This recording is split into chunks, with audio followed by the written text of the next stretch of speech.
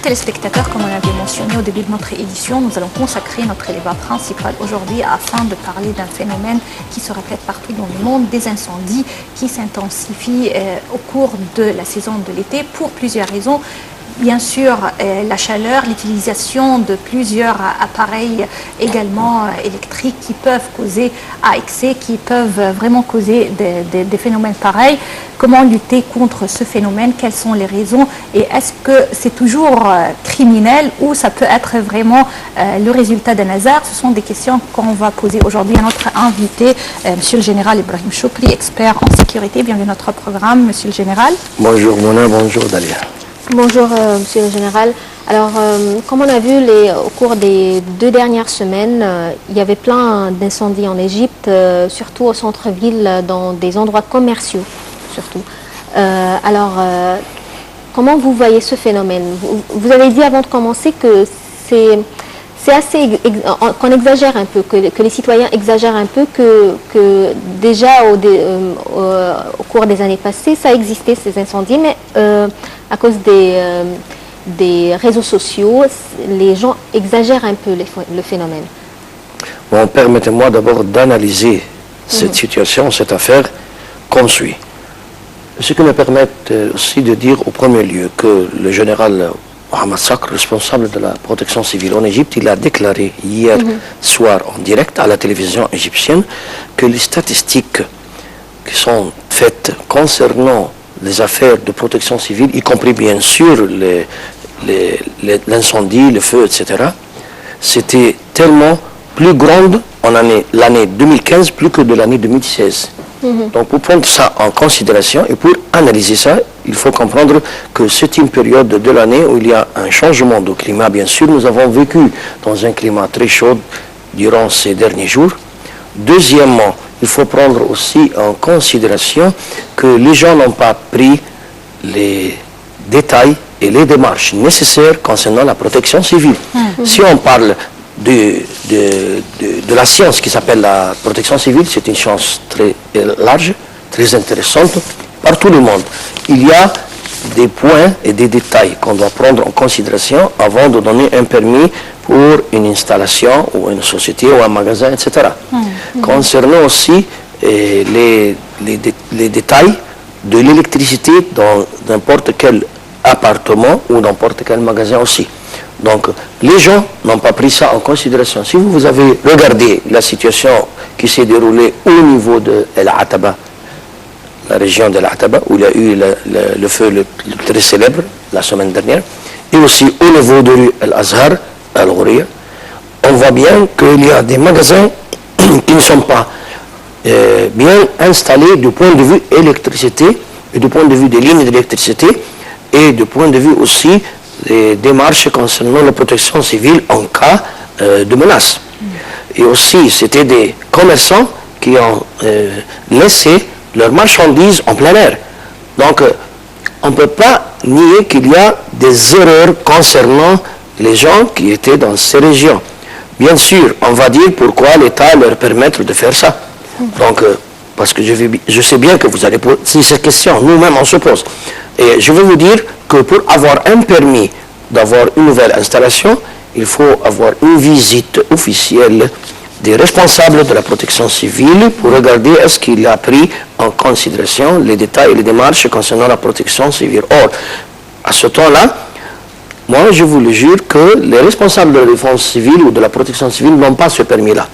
Donc la plupart des commerçants étaient sans permis même des services municipaux qui se trouvent au niveau des quartiers, au niveau du gouvernorat, etc. Oui, mais pourquoi on a laissé ces marchands vendre leurs biens dans les rues d'une façon pareille, avec vraiment une foule de vendeurs dans les rues, jusqu'à ce que la situation s'est aggravée et on affronte aujourd'hui des incendies pareils et également une perte économique? Bien sûr, il y a eu plusieurs démarches concernant ces commerçants. Même ils ne sont pas de grands commerçants. Oui, il y a aussi beaucoup de démarches, beaucoup d'essais avec eux pour laisser. Et ils sont revenus de nouveau. Oui, parce que c'est le centre Oui, donc, on leur offre des endroits qui sont vraiment loin d'où ils doivent s'installer pour pouvoir vraiment vendre leurs biens. Alors, aujourd'hui, après l'incendie, qu'est-ce qu'on va faire? Est-ce qu'on va restaurer ce quartier avec des mesures de sécurité et de protection civile ou on va déménager les magasins de là-bas? Donc, vous avez raison, vous avez dit un point très important, c'est le centre-ville, c'est l'endroit où eux-mêmes ils trouvent la manière de gagner leur pain. Mais est-ce que l'État peut proposer des endroits à part de ces endroits-là? Au centre-ville même, on n'a pas de place. Donc, c'est le seul moyen d'être hors du centre-ville, c'est-à-dire hors de la région du Grand Caire. C'est la seule solution. Ce n'est pas le seul pays qui fait ça, mais les autres pays ont fait ça. Les pays arabes, ils ont fait ça, les pays européens, etc. Donc, nous voulons aussi que les commerçants sont en coopération avec l'État et d'accepter de changer leur place, puisque ce sont des régions qui causent des problèmes. Ces problèmes-là se terminent par des catastrophes.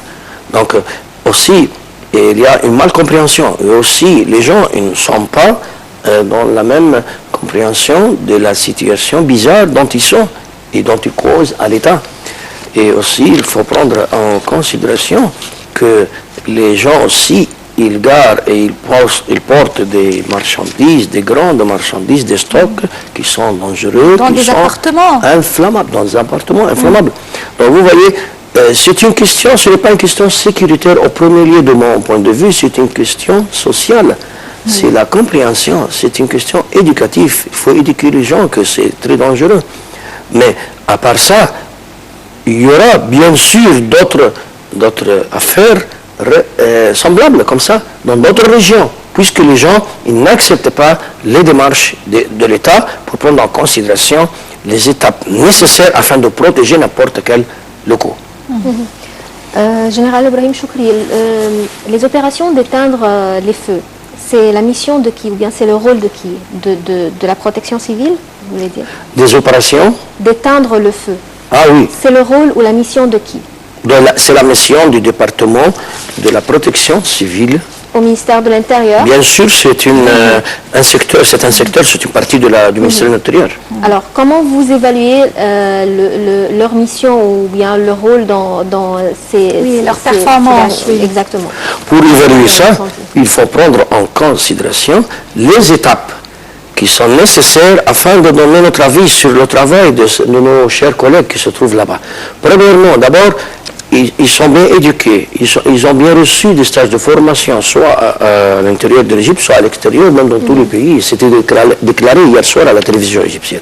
Deuxièmement, ils ont reçu des matériels complètement modernes, même les matériels qui étaient détruits après les affaires ou bien la révolution de 2011, ils étaient remplacés par des matériels plus modernisés, on a bien acheté de l'extérieur. Le ministre de l'Intérieur, il leur donne toutes les possibilités qu'il demande. Chacun qu'il écrit une note concernant qu'il veut renouveler ou bien faire des achats concernant des appareils ou bien des véhicules, de grands véhicules, d'éteindre le feu, etc. Même les appareils que portent les responsables de lutte contre les mines, contre les bombardements, etc.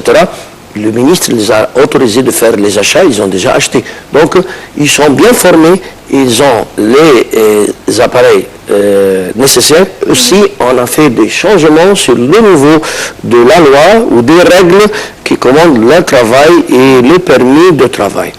Même si vous ne savez pas, ils ont bien insisté que n'importe quelle sorte d'appareil ou d'instrument modernisé doit être pas plus que l'année dernière de l'accord, pas de l'accord même, de la délivration de la chose. C'est-à-dire si on achète quelque chose cette année-là, on achète une production qui aide la protection civile, une protection modèle 2015, 2016, pas moins que ça.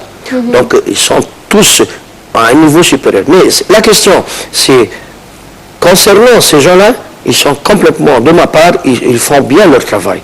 Mais concernant l'autre côté, c'est-à-dire les gens qui sont menacés de problèmes d'incendie, est-ce qu'ils sont bien en compréhension?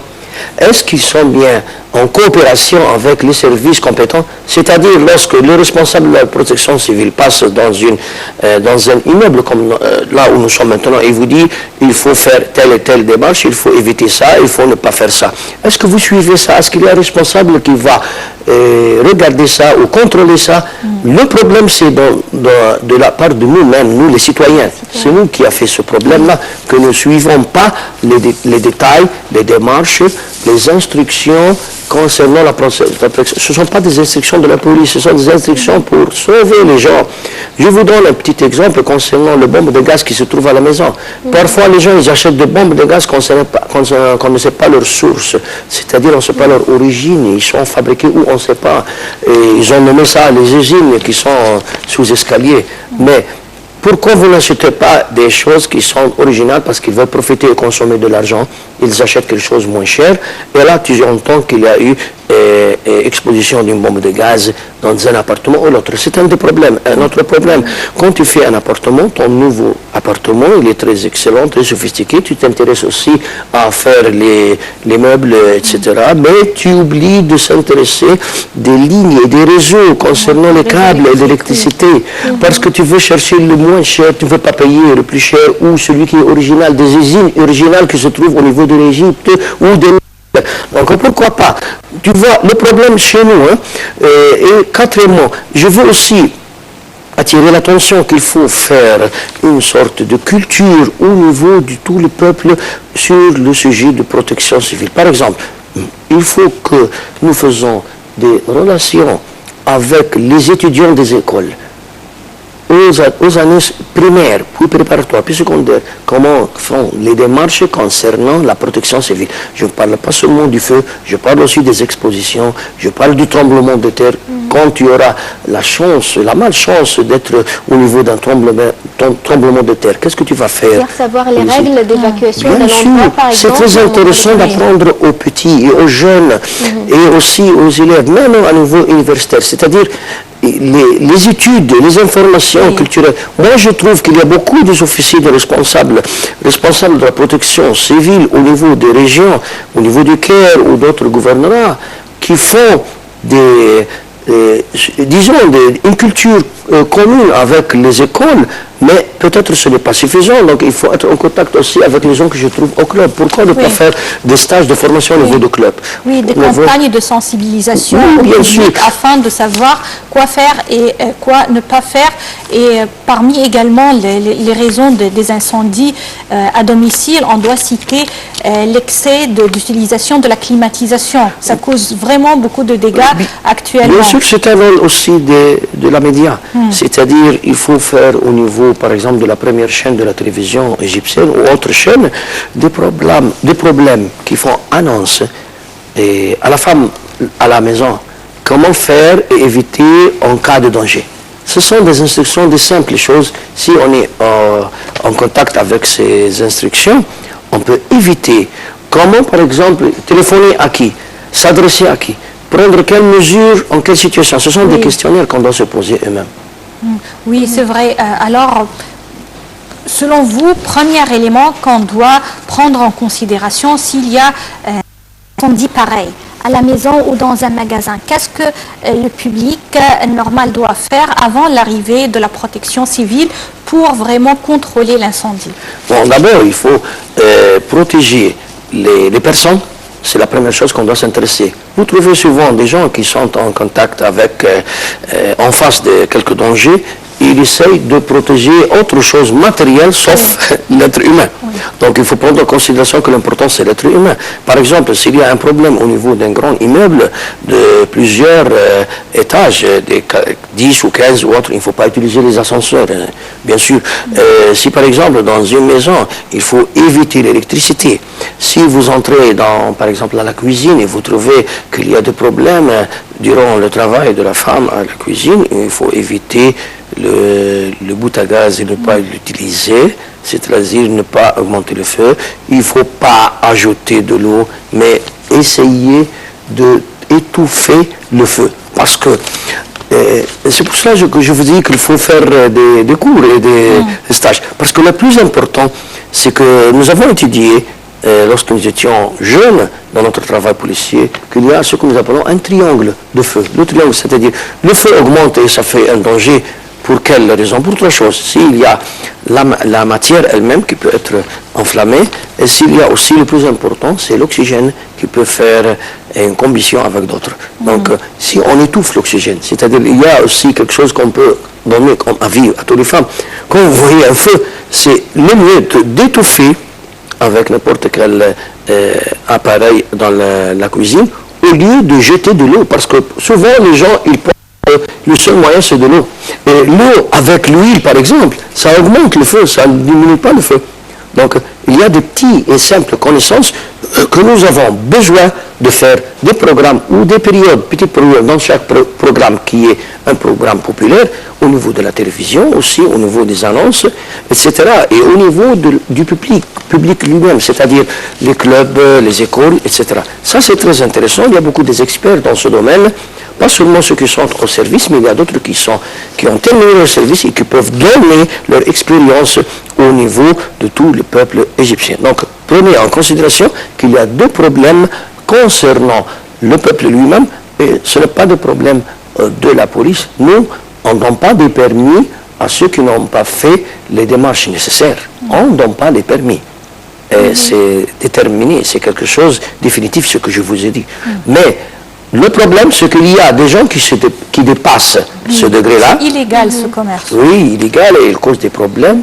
Le problème qui ne cause pas des dommages contre eux-mêmes, mais à autrui.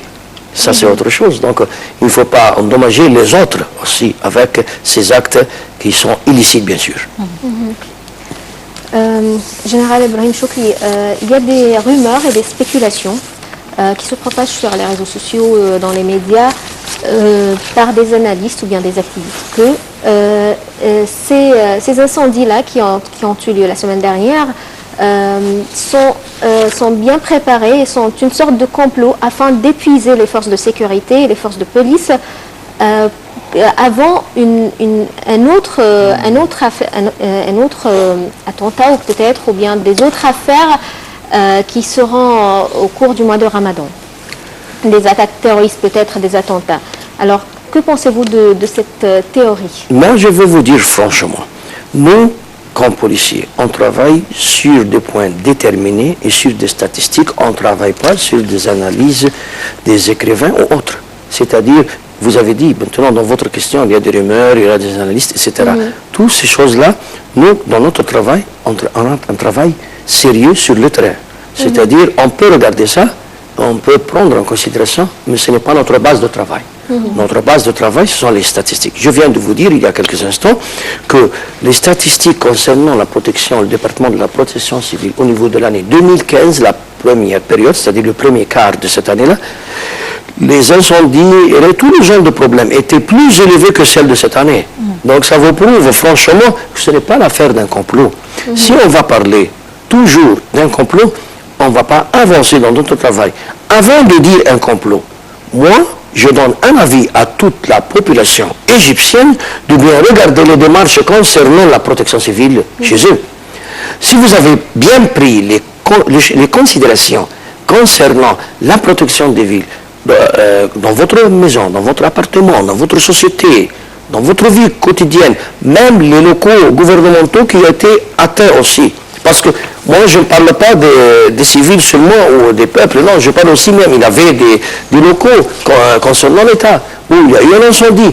Mais bien sûr, si vous voulez dire complot, un locaux ou un endroit, comme cet immeuble par exemple, quand on dit il faut bien bloquer et terminer les appareils électriques après ce programme dans ce studio.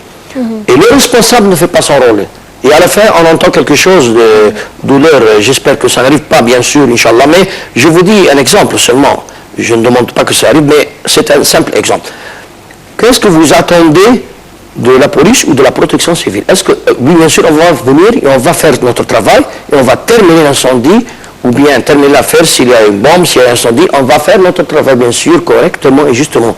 Mais, d'autre part, qui est le responsable, le premier responsable initiativement? C'était le responsable de bloquer tous les points d'électricité dans ce studio qui n'a pas fait son travail.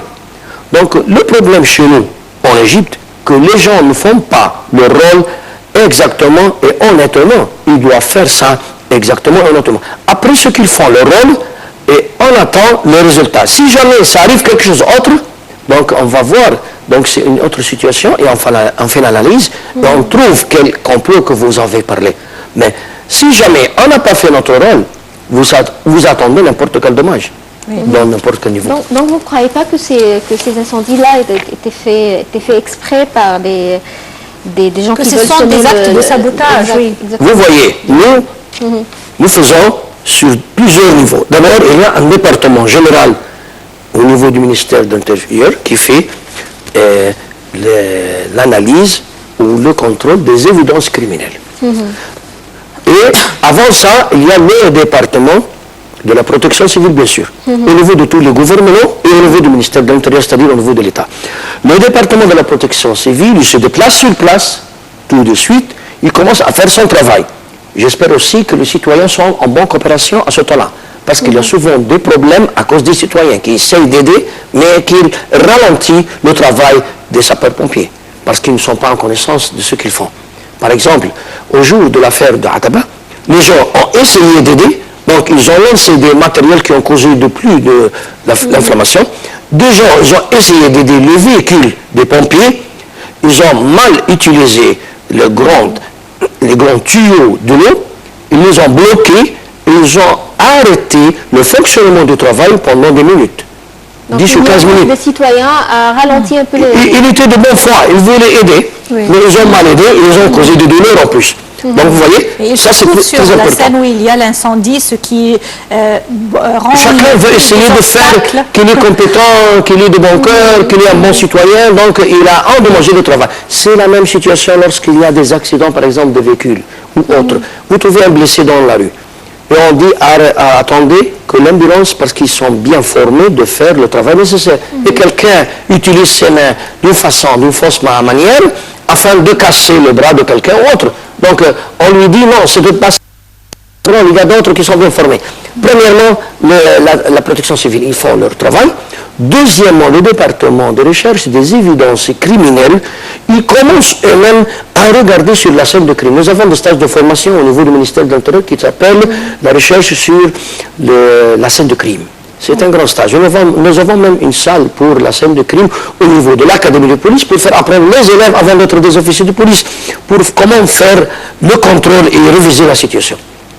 Alors si on trouve des traces, des points, des choses qui nous indiquent qu'il y a un acte criminel, on le trouve et on l'écrit. Il y a un laboratoire criminel qui fait son rôle. Et même si c'est un acte criminel, ça ne veut pas dire que c'était un acte de sabotage. Peut-être qu'il y a d'autres raisons derrière l'incendie, que ce sont vraiment des raisons criminelles, mais qui n'ont rien à faire avec le terrorisme ou le sabotage. Je vous dis, Mona, franchement, ce n'est pas seulement les criminels, c'est aussi la négligence de son travail. C'est-à-dire qu'il y a quelqu'un qui, par négligence, il a causé des douleurs, donc, ou bien des criminels. C'est-à-dire qu'il ne faut pas chaque chose qu'on parle de complots ou des problèmes au niveau politique ou autre. Quand les départements qui font la révision de la scène de crime écrivent le rapport à la fin, ils le présentent au parquet général. Et aussi, le parquet général va demander les investigations, parce qu'à part l'analyse de la scène de crime, il y a aussi des investigations, parce que peut-être il y a des informations sur n'importe quel niveau qu'on va prendre en considération. Là, le travail n'est pas maintenant sur le travail de la police. Non, il se transforme d'être un travail du parquet général, et ensuite un travail du tribunal qui va condamner la situation, si pour ou contre.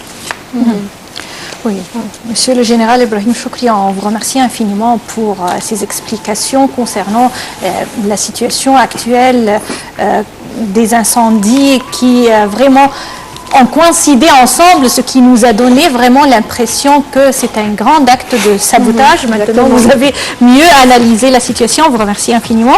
Merci. Vous avez rassuré les spectateurs que c'est normal, que ça peut se passer. Et donc, ne vous inquiétez pas, tout marche très bien, on est bien protégés.